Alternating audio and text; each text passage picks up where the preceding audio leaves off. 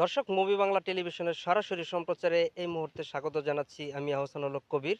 দর্শক আমি এখন দাঁড়িয়ে আছি মাওনা টু গফরগাঁও যে আঞ্চলিক মহাসড়কটি রয়েছে এই মহাসড়কের পাশেই অবস্থান করছি। দর্শক আপনাদেরকে জানাতে চাই এই মহাসড়কটি গজারিবনের ভিতর দিয়ে হওয়ায় প্রতিনিয়তই ঘটছে চুরি ছিনতাই ডাকাতি সহ অনেক ঘটনা।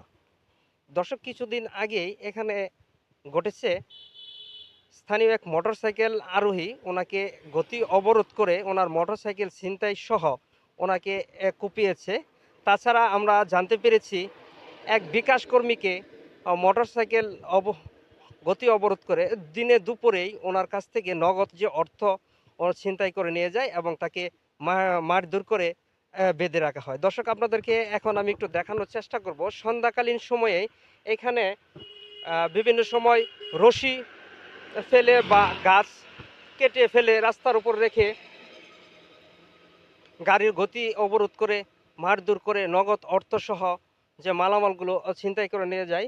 দর্শক কিছুদিন আগে ঘটেছে এখানে একটা গাছ দেখাতে চাচ্ছি আপনাদেরকে, যে গজারি গাছ, এই গাছটি এখানে থেকে কেটে রাস্তার উপরে ফেলে রাখা হয়, ফেলে গাড়ির গতি অবরোধ করে ছিনতাই যে চক্রটি রয়েছে তারা তাদের কার্যক্রম পরিচালনা করে। দর্শক এছাড়াও বিভিন্ন সময় গাড়িকে টার্গেট করে ইট পাথরের মতো বস্তু নিক্ষেপ করা হয়, তারপর গাড়ি দাঁড়ালে তারা আক্রমণ শুরু করে।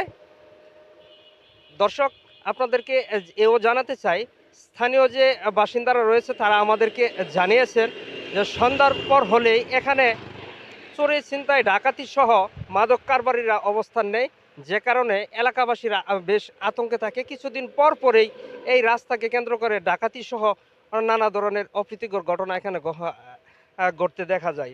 দর্শক আপনাদেরকে জানাতে চাই, এখানে একটি ল্যাম্পপোস্ট ছিল, এই ল্যাম্পপোস্টটি কে বা কারা যেন ভেঙে ফেলে দেয়।